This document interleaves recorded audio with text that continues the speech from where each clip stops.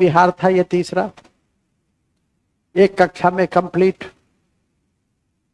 ठीक है, चलिए आगे लिख देंगे। चौथा है ना, तीसरा भाग था ना आज, कहाँ गया जी, ये भाग। ठीक है, अब हम लोग प्रश्न पत्र सेशन में आ जाए।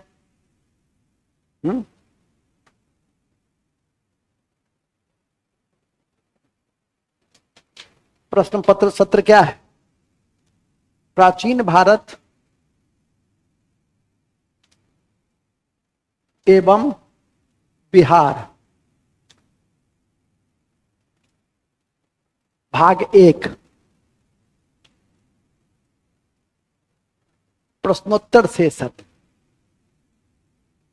प्रश्नोत्तर सेशन एक भाग कल भी चलेगा, प्रश्नोत्तर सत्र। ठीक है, तो आरंभ करें ना, आरंभ करें। चलिए, सबसे पहला क्वेश्चन में यही है,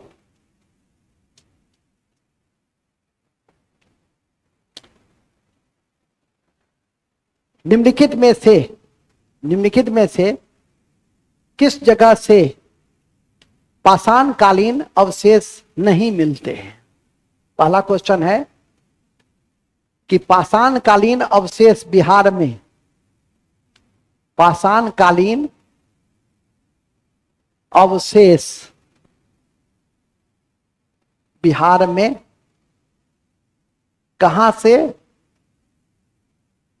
बिहार में कहां से नहीं मिलते, नहीं मिलते हैं?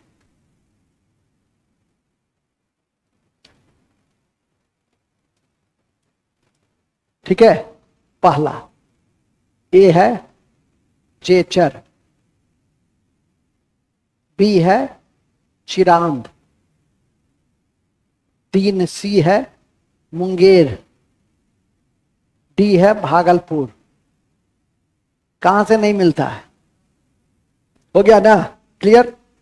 अब इस चारों में बताओ तुम कि निम्नलिखित में से कहां से हड्डी के बने हुए औजार का जिक्र मिलता है?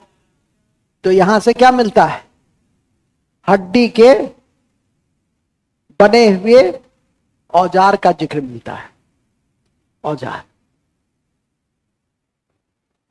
क्वेश्चन नंबर 2, दूसरा क्वेश्चन है कि बिहार का उल्लेख निम्नलिखित में से किस पुस्तक से मिलता है?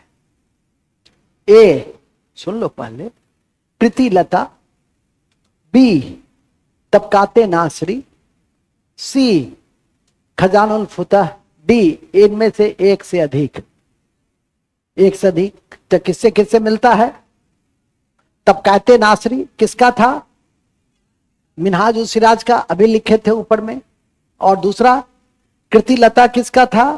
विद्यापति का। कृतिलता विद्यापति का। चौथा क्वेश्चन कि बिहार में मौर्यकालीन जो अभिलेख मिला वो मुख्यतः किस लिपि में था? ए, सुन लो, खरोष्टी, 2 अरामिक, 3 ब्रह्मी, 4 कोई नहीं। इनमें से कोई नहीं, कौन होगा? गधे का गधे रह गए। अरे ब्रह्मी लिपि, मुख्यतः तो ब्रह्मी लिपि ही है ना, प्राकृत भाषा और ब्रह्मी लिपि, अभी तो पढ़े थे यार जी। बिल्कुल ब्रह्मी लिपि में तो मिला ना, ठीक है कि नहीं? बिहार में मौर्यकालीन अभिलेख, हमने क्या कहा? मौर्यकालीन अभिलेख की लिपि क्या थी? तो लिपि क्या थी? ब्रह्मी थी, मुख्यतः क्या थी? ब्रह्मी थी। नेक्स्ट, दूसरा क्वेश्चन है कि निम्नलिखित में से मौर्यकालीन राजप्रसाद का चिन्ह कहां से मिलता है? ए तारेगना, 2 राजगीर, 3 कुम्हरार, 4 दीदारगंज। दीदारगंज, कुम्हरार। दीदारगंज से मूर्ति मिली है, लोक कला में मूर्ति मिली है, ठीक है कि नहीं? हाँ, चमार ग्राहनी यक्षिणी की मूर्ति मिली है। दीदारगंज से चमार ग्राहनी यक्षिणी की मूर्ति मिली है, जबकि राजप्रसाद का उल्लेख कहां से मिलता है? तो कुम्हरार से मिलता है। इसलिए कुम्हरार को नहीं भूलना, और कुम्हरार को खोजने वाला स्पूनर को नहीं भूलना। 5वां क्वेश्चन है, निम्नलिखित में से कौन सा यात्री सबसे पहले बिहार में आया? ए फाहियान, 2 इत सिंह, 3 वान चौंग, 4 मेगास्थनीज। मेगास्थनीज आया। इसमें इतना सोचोगे, सबसे पहले कौन आया, उसके बाद कौन आया? फाहियान आया। उसके बाद कौन आया? इत सिंह आया। कब आया इत सिंह? 670 ईसा पूर्व में, 670 ईस्वी में आया। तो याद करके रखिएगा। नेक्स्ट, निम्नलिखित में से मिरातुल अहवाल किसकी रचना है? मिरातुल अहवाल किसकी रचना है? ए मुल्ला तकिया, बी मुल्ला महवानी, 3 मुल्ला नाथन, 4 इनमें से कोई नहीं। बताइए। ऑनलाइन वाले लोग भी बता सकते हैं। कोई नहीं। उसका नाम था मुल्ला बहवानी।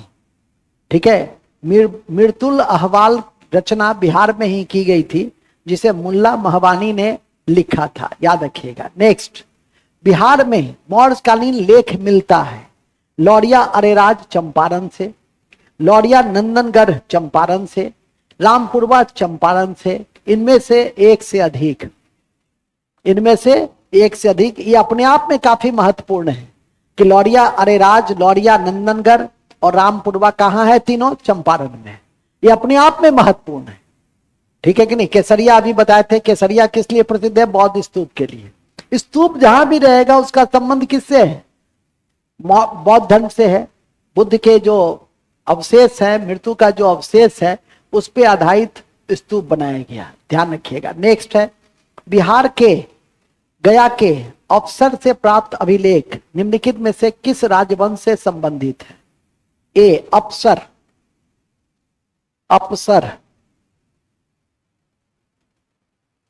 लेख गया में है। इसका संबंध किससे, किस वंश से है? सुन लीजिए। मौर्य वंश से, 2 परवर्ती गुप्त वंश से, 3 हरण्यक वंश से, 4 हड़प्पा काल से। गया का अवसर लेख का संबंध किससे? इतना टाइम लगेगा। गया के अवसर लेख का संबंध परवर्ती गुप्त से है। किससे है? परवर्ती गुप्त, माने गुप्त के बाद अवसर लेख। याद रखिएगा। ठीक है। नेक्स्ट, निम्नलिखित में से पाटलिपुत्र के नगर प्रशासन का उल्लेख किसने किया है?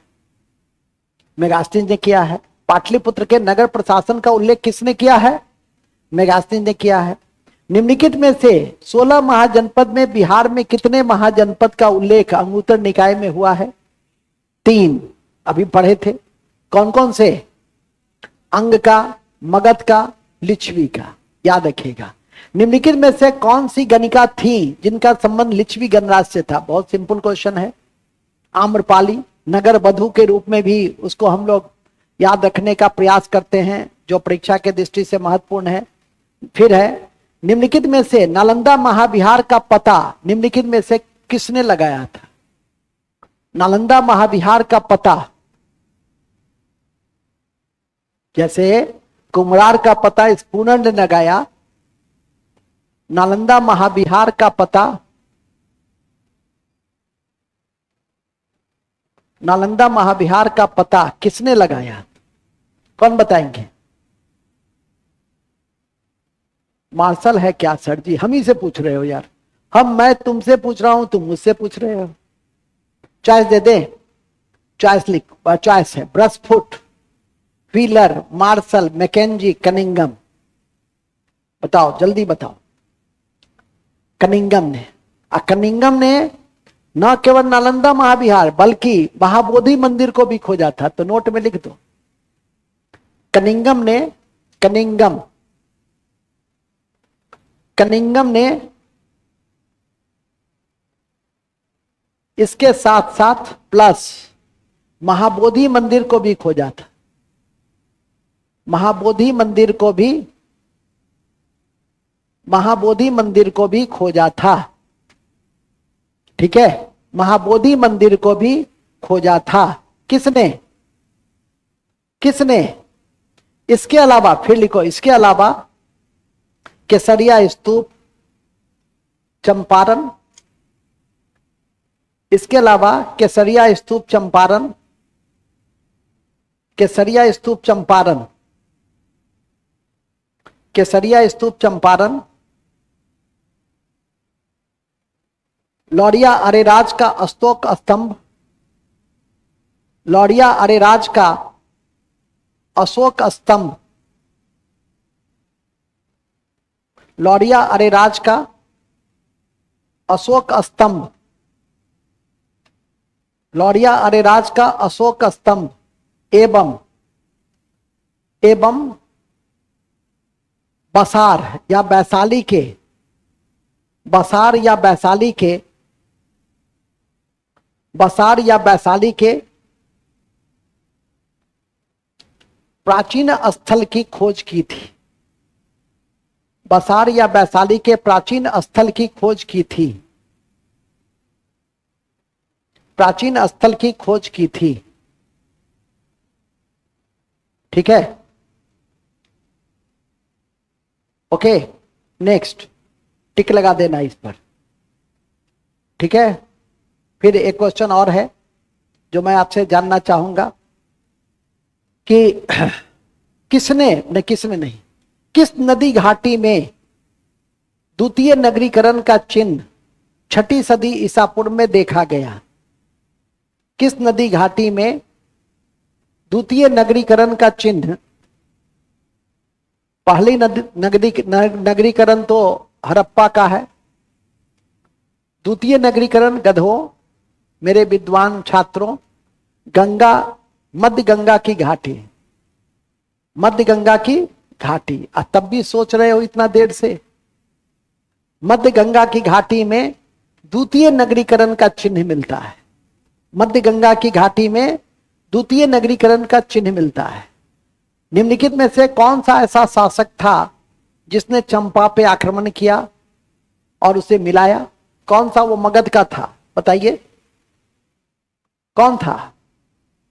अभी पढ़े थे ना, बिंबिसार। बिंबिसार ने अभी जस्ट पढ़े कि मगध साम्राज्य का बिंबिसार ने अंग चंपा पे आक्रमण किया था। इतना टाइम लगता है, रिवाइज करा दिए फिर भी तो बेकार है। ठीक है कि नहीं? नेक्स्ट एक और क्वेश्चन बताओ, निम्नलिखित में से वैशाली की लिच्छवी राजकुमारी चलन्ना, सॉरी आंसर ही बता दिए, गड़बड़ा गया, चलो कोई बात नहीं है। मतलब चलन्ना कहां की राजकुमारी थी? चलन्ना वैशाली की लिच्छवी राजकुमारी थी, जिसके साथ किसने विवाह किया था? चलो क्वेश्चन चेंज, किस राजकुमार ने, किस शासक ने विवाह किया था? बिंबिसार ने विवाह किया था। बिंबिसार की आरंभिक राजधानी कहां थी? अरे राजगीर थी, अभी तो पढ़े थे। बिंबिसार के दरबार में रहने वाला प्रसिद्ध वैद्य जीवक कहां का था? राजगीर का था। ठीक है, निम्नलिखित में से कौन सा स्थल जल दुर्ग के रूप में जाना जाता है? पाटलिपुत्र। निम्नलिखित में से प्राचीन बिहार में कौन सा स्थल 5 पहाड़ियों से घिरा हुआ था? राजगीर। निम्नलिखित में से बनियार मठ राजगीर का साक्ष्य किस काल से मिलता है? बनियार मठ हाँ गुप्त काल से मिलता है। किससे मिलता है? राजगीर के बनियार मठ का साक्ष्य किस काल से मिलता है? निम्नलिखित में से कौन सा ऐसा शासक था जो अपने मित्र, किस मित्र के लिए अपने प्रसिद्ध वैद्य भीषण जीवक को भेजा था? बिंदुसार नहीं, बिंबिसार। अब बिंबिसार ने किसको किसके दरबार में भेजा था? अवंती के शासक, अवंती के शासक के दरबार में किसको भेजा था? जीवक को भेजा था, क्योंकि उसको क्या हो गया था? पीलिया हो गया था, याद करके रखना। ठीक है, निम्नलिखित में से कौशल की राजकुमारी बजीरा से विवाह मगध का कौन सा शासक ने किया था?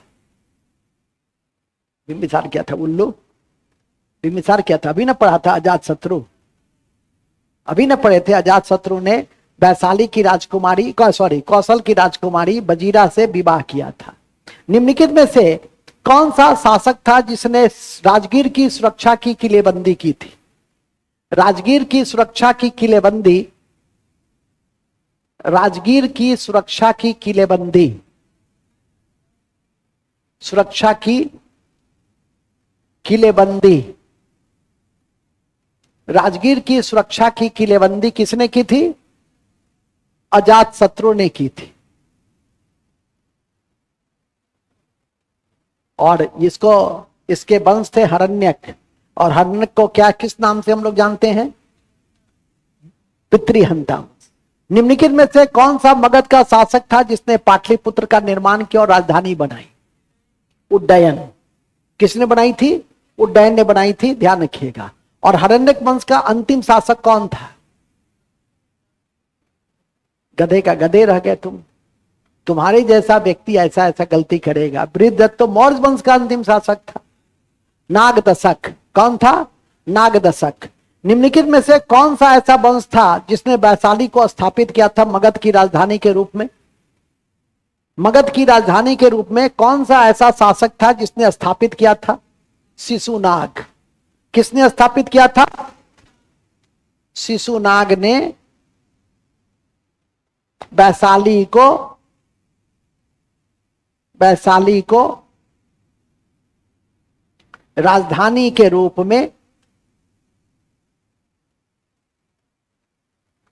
में स्थापित किया था। Okay, next. निम्नलिखित में से किस मगध सम्राट के शासक के समय में द्वितीय बौद्ध संगति हुई थी? बताओ। अरे कालाशोक। कहां? वैशाली में। अजात शत्रु के समय कहां हुआ था? राजगीर में। कौन सी गुफा में? सप्तकर्णी की गुफा में। ठीक है। अशोक के समय कौन सा बौद्ध संगति हुआ था? पाटलिपुत्र में। ठीक है कि नहीं? कौन थे अध्यक्ष? मोगलीपुत्र तीसरा। किस पिटक का संकलन हुआ था? अभिधम पिटक का संकलन हुआ था। निम्नलिखित में से किसके समय में चतुर्थ बौद्ध संगति हुई थी? कनिष्क, जो कुषाण वंश का सबसे महान शासक था। कहां हुआ था? यह हुआ था कश्मीर के कुंडलवन में। कौन अध्यक्ष थे? वसुमित्र। उपाध्यक्ष कौन थे? अश्वघोष। निम्नलिखित में से किस शासक ने पाटलिपुत्र पे आक्रमण किया अश्वघोष को अपने दरबार में रखने के लिए? कनिष्क। किसने? कनिष्क ने। हम जो भी बात किए हैं वो बिहार के इर्द गिर्द ही था। कश्मीर का कुंडलवन भी इसीलिए कि अशोक बिहार का ही था। ठीक है कि नहीं? नेक्स्ट। सिकंदर के आक्रमण के समय बिहार का या भारत का जो शासक था वो कौन था? घनानंद। कौन सा ऐसा शासक था जिसने नवीन यंत्र, नवीन अस्त्र शस्त्र, महाशिल कंटक और रथ मुसल जैसे यंत्रों का प्रयोग करके उसने अपने सीमावर्ती या अपने पड़ोसी राज्यों को नष्ट भ्रष्ट कर दिया? अजात शत्रु। अपने मामा गांव में भी आक्रमण किया, इस बात को ध्यान में रखेंगे। डायमेकस किसके दरबार में आया था? डायमेकस, चर्चित यात्री डायमेकस का संबंध किससे था? तो बिंदुसार से। डायनोसियस का संबंध अशोक से। डायनोसियस का संबंध अशोक से। किसने इस बात का उल्लेख किया कि मेगास्थनीज के समय, हो गया क्वेश्चन। मेगास्थनीज ने नगर प्रशासन का 6 समितियों का उल्लेख किया था, जो मैं पूछना चाह रहा था। ठीक है कि नहीं? तो ध्यान में रखेंगे। निम्नलिखित में से किसके शासक का पुत्र पुत्री श्रीलंका में बौद्ध धर्म के प्रचार प्रसार के लिए गया? अशोक। नाम था महेंद्र और संघमित्रा। नाम था महेंद्र और संघमित्रा। निम्नलिखित में से किस शासक ने विभिन्न वर्गों को आर्थिक अनुदान दिया और धर्म महापात्र की नियुक्ति की? अशोक ने धर्म महापात्र की नियुक्ति और विभिन्न वर्गों को आर्थिक अनुदान दिया। निम्नलिखित में से न्याय प्रशासन देने के लिए रज्जुक की नियुक्ति किसने की थी? अशोक ने की थी। तो रज्जुक क्या था? अशोक के समय रज्जुक क्या था? रज्जुक बड़ा इंपॉर्टेंट पद है, ये न्यायिक अधिकारी था। न्यायिक अधिकारी था। ठीक है कि नहीं? नेक्स्ट में निम्नलिखित में से अष्टाध्यायी, वो भी पाटलिपुत्र से उसका संबंध। प्राचीनतम व्याकरणाचार्य कौन थे? पाणिनि, ठीक है कि नहीं, कौन थे? और उस पे महाभाष्य, सॉरी, उस पे टीका महाभाष्य लिखा गया। किसने लिखा था? पतंजलि ने। उस पर महाभाष्य जो टीका है वो किसने लिखा था? तो पतंजलि ने लिखा था, जो शुंग दरबार में ही रहा करते थे। ध्यान रखिएगा परीक्षा के दृष्टि से। कहां पर यक्षिणी की मूर्ति मौर्य काल में प्राप्त हुई? ए, दीदारगंज, 2, कुम्हरार, 3, मच्छी टोली, 4, सगुना मोर। अरे दीदारगंज में। निम्नलिखित में से सोन भंडार की गुफा, सोन भंडार की गुफा, जब पटना जाते होगे तो लिखा रहता है सोन भंडार की गुफा ऊपर में, कहां है? ये मौर्यकालीन गुफा है। बराबर की पहाड़ी तो जान लिए गया, आजीवक को अशोक ने दिया, ये तो रटने की जरूरत नहीं है। लेकिन ये बताओ, ये बताओ कि सोन भंडार की गुफा मौर्य काल में कहां थी? कौन बता रहा है? जल्दी बताइए। ऑनलाइन में भी जो हैं वो लोग बताइए। कोई नहीं। वो था राजगीर में। वो कहां था? राजगीर में। लिख लो, सोन भंडार की गुफा मौर्य काल में राजगीर में थी, राजगीर में थी।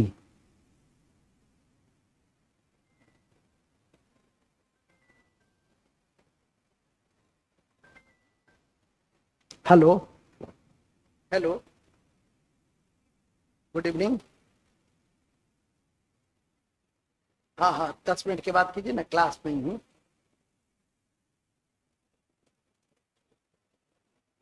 सिविल सेवा का, हाँ सिविल सेवा का 15 अक्टूबर से, और टीचर का आज से शुरू हो चुका है। टीचर बिहार दरोगा का जब एडवर्टाइजमेंट आएगा तब करेंगे। ठीक, थैंक यू, थैंक यू। कहाँ पे थे हम लोग? बड़े अच्छे जगह पे थे। सोन भंडार की गुफा कहाँ है? सोन भंडार की गुफा कहाँ है? राजगीर। Last question. नालंदा महाविहार किसके द्वारा स्थापित किया गया था? और वहां पे किसकी पढ़ाई होती थी? वहां पर किसकी पढ़ाई होती थी? महायान शाखा की पढ़ाई होती थी। तो इन्हीं शब्दों के साथ आज हम लोग इस कक्षा को, और ऑलरेडी अभी महाबोधि मंदिर को या महाबोधि वृक्ष को किसने काटा था? शशांक ने। तो कल आप लोग मध्यकाल और बिहार पढ़ के आएंगे। आज हम प्राचीन भारत बिहार के सभी पक्षों को देख लिए ना।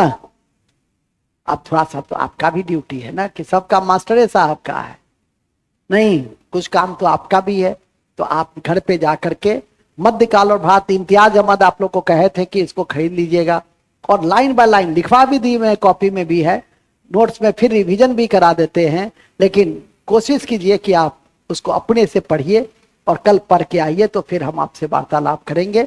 कक्षा का नेचर आप समझ ही गए कि ज्यादा से ज्यादा आपसे क्वेश्चन को बनवाना है, क्योंकि पढ़ाई तो आपकी समाप्त हो चुकी है। नारायण जी, कोई चीज बाकी है तो कह दीजिए, ठीक है कि नहीं? और कमीशन एक ऐसा कक्षा है जो कभी समाप्त नहीं होती है, एक लॉजिकल एंड किया जाता है। जय हिंद, जय Bharat. Okay, all the best. किसी को कोई सुझाव देना है तो दे सकता है। ऑनलाइन में भी, अरे क्यों बंद कर दिया? बंद कर दिए। ऑनलाइन में भी किसी को कोई सुझाव देना है तो हमें बता सकता है। कोई नहीं, ये सब सुझाव देने वाला नहीं, ठीक है कि नहीं? चलिए ठीक है, good night, take care, all the best, thank you very much.